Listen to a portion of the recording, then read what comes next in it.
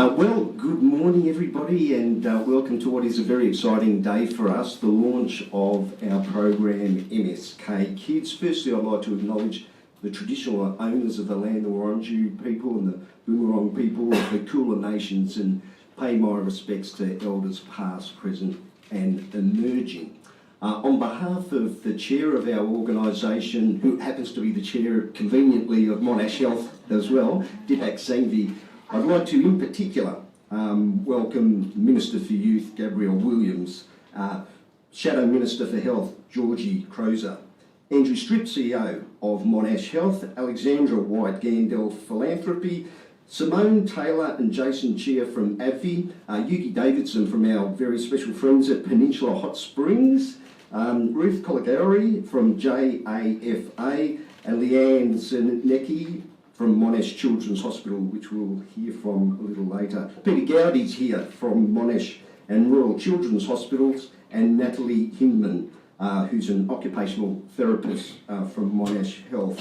And most importantly, our kids and families. I'd also like to acknowledge the work of Buffy Squires and Reg and Sam, the whole Squires family, who've been the drivers behind this program, and you'll hear from Sam a little later too. So Musculoskeletal Australia, we've been around for 50 years, only 2 years though as Musculoskeletal Australia, as we grow and develop and focus on the needs of our consumers to the point where it is a person-centred, self-directed approach at empowering our consumers. So it doesn't really matter what we want, it does matter what our consumers want, and to that end we've worked very hard to engage our families and in particular our kids to advise us of what they need in this space.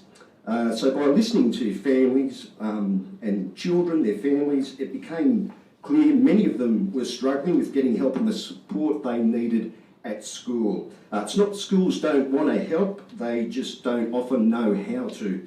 So much of our resource development and provision came from a consultation of those environments and other wider social environments that's produced the resources we have today. So the resources that we produce help in that discussion and the understanding and the awareness of what is a silent affliction.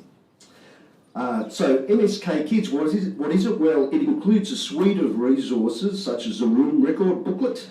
I think that's it there, along with an individual health care plan. Self-care is a really important aspect of what we do at MSK. We really do find a way in which to help people identify what their specific goals and needs are. So beyond the health professional perspective or perspective of others, we really do try and identify those individual needs.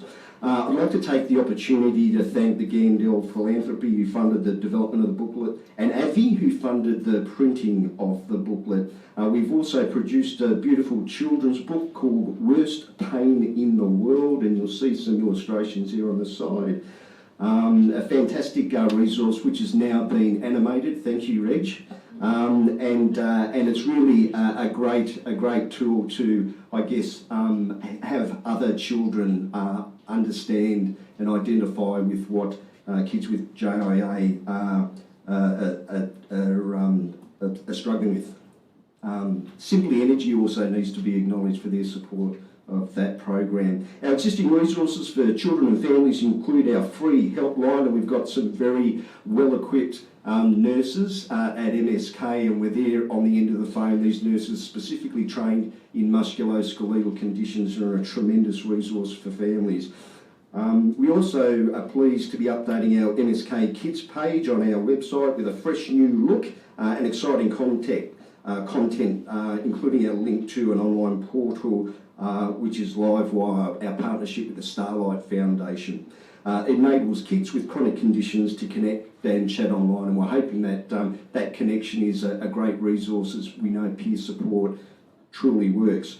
I'd like to take this opportunity to thank Peninsula Hot Springs, who has supported us over many years through many different of our strategic ambitions, and teams at Monash Children's and the Royal Children's Hospital for their support of this project. My special thanks goes to all the children and the families who reviewed this booklet, gave us great feedback and provided their ideas. It's them that we do this for, and we're thrilled that this resource is now available for them to use. I'd now like to hand over to Leanne, who is the paediatric rheumatology nurse consultant here at Monash Children's. Thanks, Leanne.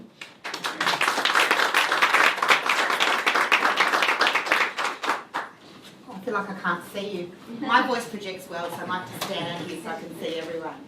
A massive thank you to MSK and for AbbVie and Gandel to be able to allow us to have this opportunity.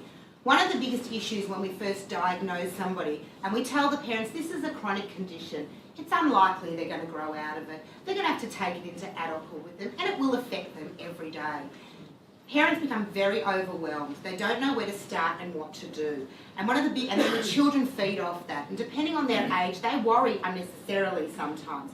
So to be able to have a single resource in this book to give to the parents at admission and at diagnosis is a wonderful thing. They're not overwhelmed with too much. I don't know whether any of you read the book, but if you haven't, please do. It's really simple. It's aimed at primary school children. You could use it in secondary as well, but it is primarily for primary school age children and for their parents. The parents take it and they read it. And basically it covers the holistic of what needs to be done. Not just the disease. We don't focus on the disease. Someone with juvenile arthritis is not juvenile arthritis. They are a person who happens to have JIA, the same way they happen to have curly hair or brown eyes. And we're not to make it all about the disease and the disease process. It's just, this is your lot in life, but this is how you go on to live full, whole, complete, productive lives. And the starting point is this little booklet where we look at diet, exercise, attitude, mental health, everything like that, and it's written in such a simple way that parents and children can read it together. Whilst we love them reading the worst pain in the world book because they've got someone they can relate to almost instantly, because most children, as you know, don't come to us usually until they're in quite a flare, because 1 in 800 to 1,000 children get JIA, so a lot of GPs don't see it, don't recognise it, send them off, tell them it's growing pains, tell them to see a physio, might send them to an orthopod, and eventually they come to us and we go, oh, I know what you've got, and we pick it. They're all like textbooks, and then we get onto it.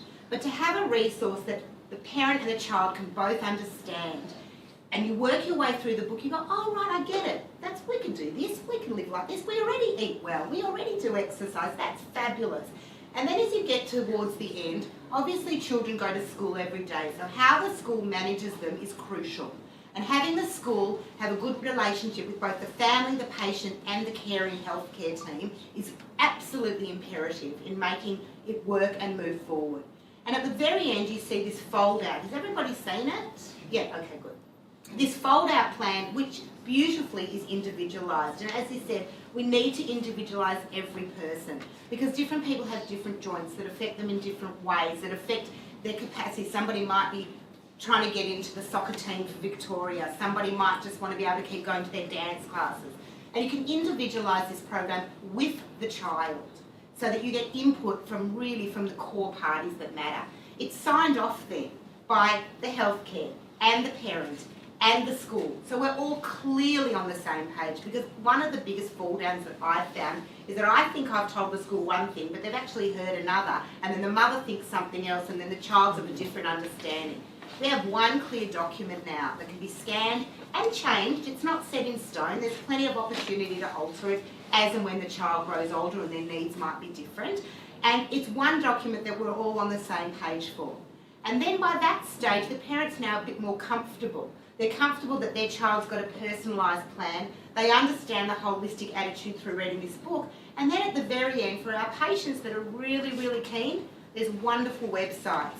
And you can go as deep as you want in the websites. MSK did not forget anything. They've got mental health websites there as a resource. They've got pain websites there as a resource. They even have resources for research. So if you are a parent that really wants to know what is the best research, what's going on, they can click on that as well. So it really is a comprehensive all-in-one guide that gives a sense of peace and knowledge and power to the parent and to the patient. And the fact that it's being done is almost a bit like, why didn't we do this earlier?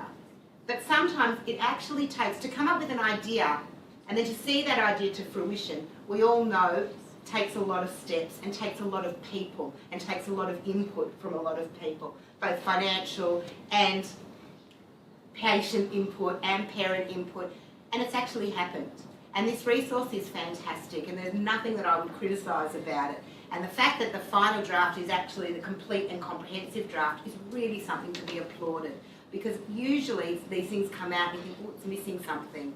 Maybe the next round it's missing something, but this one is actually comprehensive. And the fact that it is available to the parent and to the school and to family. I have no problems. I've had grandmas ask me, and I go, yes, sure, grandma, you don't need the bit at the end, but mum can hold on to that in case things change. The grandparents go away and they read it. They now feel more comfortable looking after their children, their grandchildren, you know, because often they go, I'm not sure, I don't know what to do. Now they go, they've got this little read, oh, it's okay, this is fine. They can go to the park and ride on their skateboard. Oh, that's okay, they are allowed to go swimming. So it's a really good resource for everybody. And I also want to applaud MSK for recognising the need to have a paediatric section. Whilst paediatric rheumatological conditions are uncommon and rare, they matter so much more because they're chronic. And very few of them go into remission when they're adults. So if we don't get them when they're younger, to make them understand and appreciate that this is simply a part of who they are, then it becomes a complex problem. We end up with people with serious mental health issues as young adults. We end up with people that are school leavers. We end up with people that are in constant chronic pain and have all these pain amplification syndromes and all these other issues. This is where we need to get them. When they're younger, to say this is okay. The problem was, because the numbers are relatively small, there was never that investment in it. But these are the people who, if you don't get early, are going to become a huge burden on society later in life. So I really applaud MSK for seeing that, recognising that, and creating a specialist area just for our kids. And I'm very grateful they're in Victoria. So thank you very, very much. And Buffy, you've been an absolute driving force. And for those who don't know, Buffy became the driving force because her son Sam was one of our patients. And she realised that this was a hole and she started volunteering. And from that volunteering, this has essentially evolved with all the support that she's had around her. So kudos to you and kudos to MSK and everybody that supported MSK. Really appreciate it. And I thank you because it makes my job a lot easier. It gives me a resource to help my families and it makes them feel more comfortable and in control of what's going on to their children. So I really appreciate it. Thank you very much.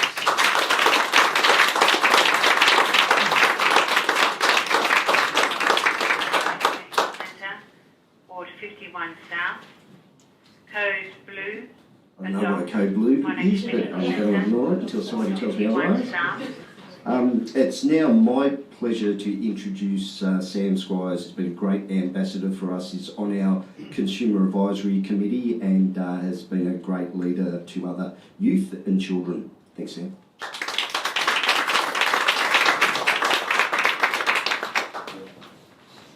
Good morning, everyone, and I might lift this up. So, no offense, Rob. Thank you for coming out today. It's my pleasure to speak to you about the launch of MSK Kids. As Rob said, my name is Sam Squires. I'm an 18-year-old university student, and I've been living with JIA for the past 5 years. My condition first arose when I was complaining about sore knees and being unable to compete in the school cross country back in middle school. Subsequently, this pain that I was feeling spread to my lower back, hips, feet, and ultimately to the rest of my body. When we realised that this was a bigger problem than first thought, me and my mum headed to the hospital here at Monash where we were seen by Dr. Peter Gowdy, just there in the second row, who told me that I was displaying the symptoms of juvenile arthritis. After a few weeks, I was given the official diagnosis and we began the steps to help me improve. As a kid, as many others were, I was never aware that children could develop arthritis, and the whole experience has been really eye-opening for me.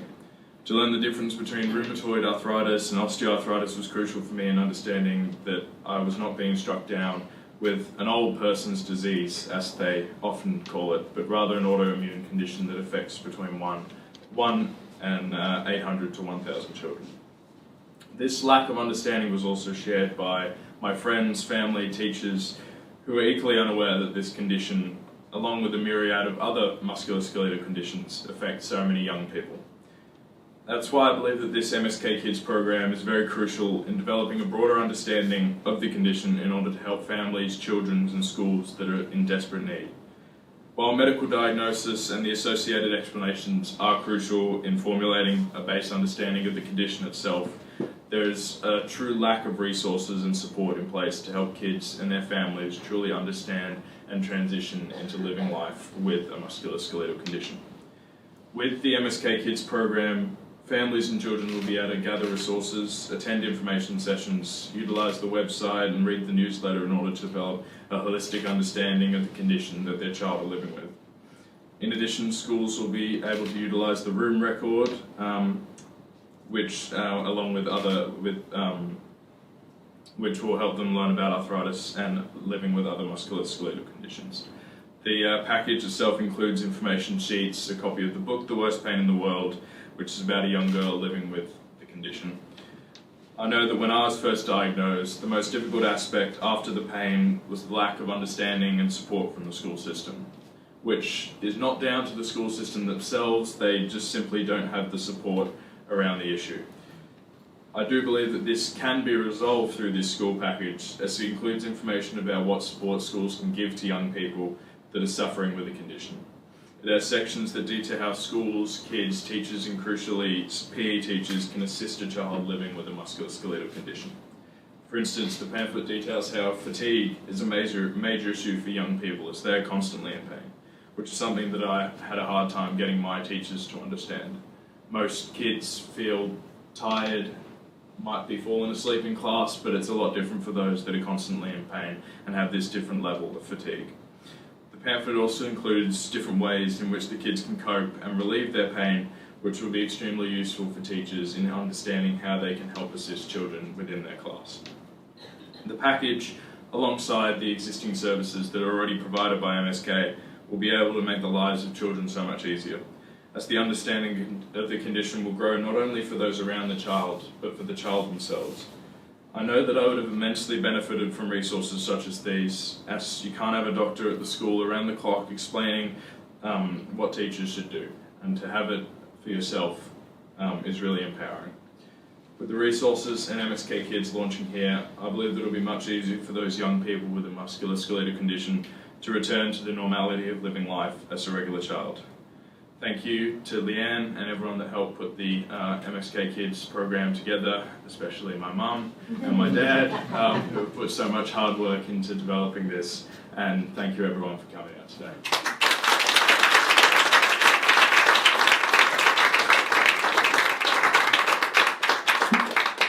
Yes, I will return it to its original position.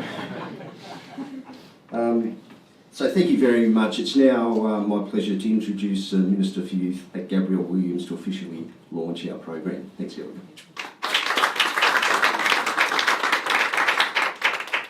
I'll lower it even further again. And I'm wearing heels. It's terrible.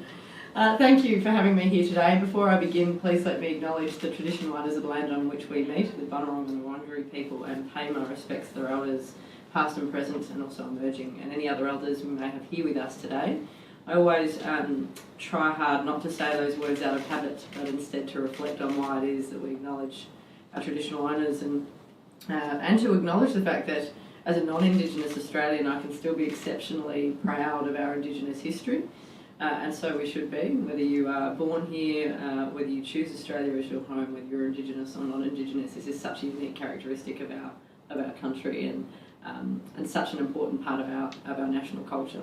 So I promised the reason I go into that is because recently I was discussing this with a local Aboriginal elder, and he very casually looked at me and he said, "Oh yeah, my culture, your history." And I thought, you've just summed up in a very short way what I had just said in a very long-winded way, and I committed to him that I would share that expression at every opportunity. So I've acquitted my responsibility to do that at this one, and I hope you do share that with others where appropriate. Well, look, it's really my pleasure to be here. I want to thank all those involved in pulling this together, but as a starting point, to Deepak, to Rob, to Andrew, to the philanthropic partners here, of course to my parliamentary colleague Georgie Crozier. We never get to see each other, I've got to say, in the Parliament because we sit in different houses, and there is this strange separation between the Legislative Assembly and the Legislative Council, which means that we only ever see each other at events like this despite being in the same building for much of the time. So it is lovely to see you, Georgie, and have you here. I also want to acknowledge and thank our clinical experts and the young people and families that we have here today. You might think it an unusual choice to have the Minister for Youth at the launch of a resource that is fundamentally about a clinical condition, but it's not. It's I think, I did have to fight, I must say, the Minister for Health for my right to be here today because I think we both really wanted to be here. She was very passionate about the work that MSK has done, and equally so am I. But the reason why it meant so much for me to be able to learn about this work and support MSK's work in this is because within the youth portfolio, within government, we talk a lot about the importance of youth voice, of youth experience, and using that to inform our policy. And sadly, it's something that across many governments of all different political persuasions, I don't think we've been particularly good at over time. Instead, we've sort of treated young people as kind of a cohort that we do things for, rather than a cohort that can contribute in their own right. And the interesting and exciting part, I think, about youth voice in this day and age is that it's young people leading every major debate and discussion in our world at the moment. I'm particularly proud that it's often young women too. But, we are seeing the perception, I think, start to shift, and the recognition that young people have something really valuable to add, not just about their own lives, but also a perspective that adds value to the lives of so many other people as well. And for me, looking at the MSK Kids piece of work that's been launched here today, it's a microcosm of that whole concept. It's what can happen when you actually start asking young people, asking their families what their experience has been, what's been missing, and then how to correct that. And I think the reflections, Sam, your reflections on the school system, I know Robbie said it as well, it's not that schools don't necessarily, it's not that they don't want to help, it's just that they're often not supported or told how they can help, and having families, carers and young people themselves being able to say, this is what would have really helped me at school or in different settings, and then have a structure and a resource put around that, not just in schools, that's just one example, but is so critically important to not just managing a condition, but as Leanne, I thought, very articulately explained, to being able to assist people live well, live happily, and live a really fulfilling life, which is fundamentally what we want. Leanne, I think you framed it beautifully in saying that people aren't their condition.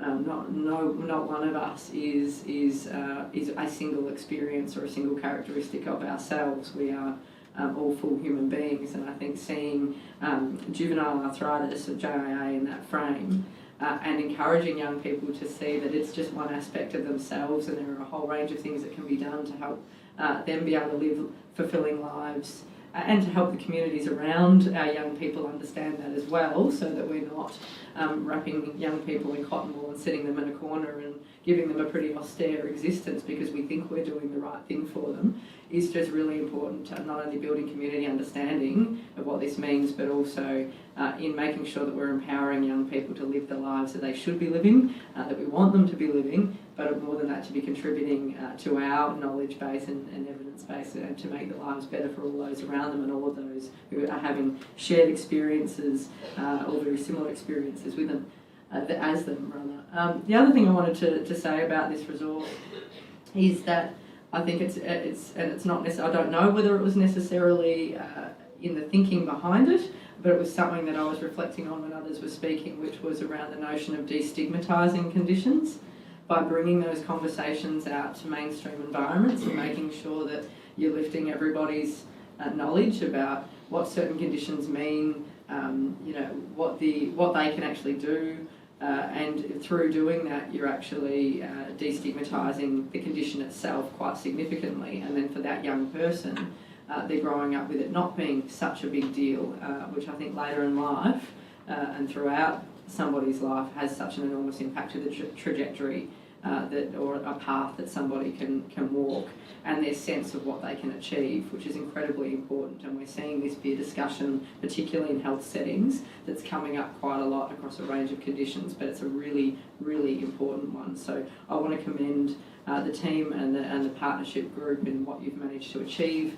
in this resource, and just how comprehensive it is. It does seem like you have thought about every possible corner of well, not only of the condition, but of the community that surrounds a person, and therefore what those interfaces are between a young person and their community, and therefore how to help better manage their experience through accessing that community and better educating that community. So I have the great pleasure to be able to formally launch MSK Kids. I'm looking for a ribbon and scissors. There are any. I'll take that up with you later on.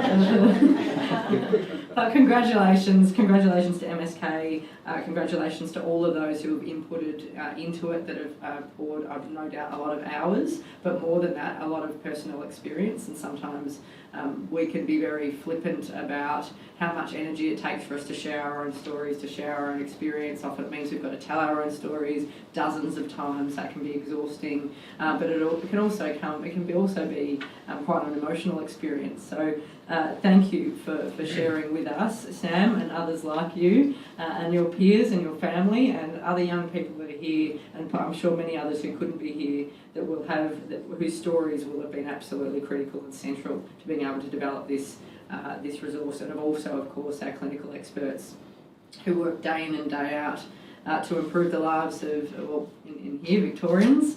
That expertise coupled with patient experience and family experience, and seeing that come together in this way is just brilliant, and we need to see more of it. And everybody should feel exceptionally proud of developing something that will make a very meaningful difference to what we heard was 1 in 800 Australians, but I think in Victoria the estimate is that it's about 900 children under the age of 18, 900 young people under the age of 18 who have JIA, and about, I believe, about 100 children develop JIA each year in Victoria alone. So that's a state statistic, not a national statistic. So it may seem like it only affects a small number of people, but as we know, our networks are very large, and so the indirect impact of this is enormous. It's going to have an enormous positive impact on a very large section of our community, but more than that, it's going to have intergenerational impact in so many different areas, in making sure that as a community we are better able to look after those that are experiencing certain types of challenges. So congratulations and well done.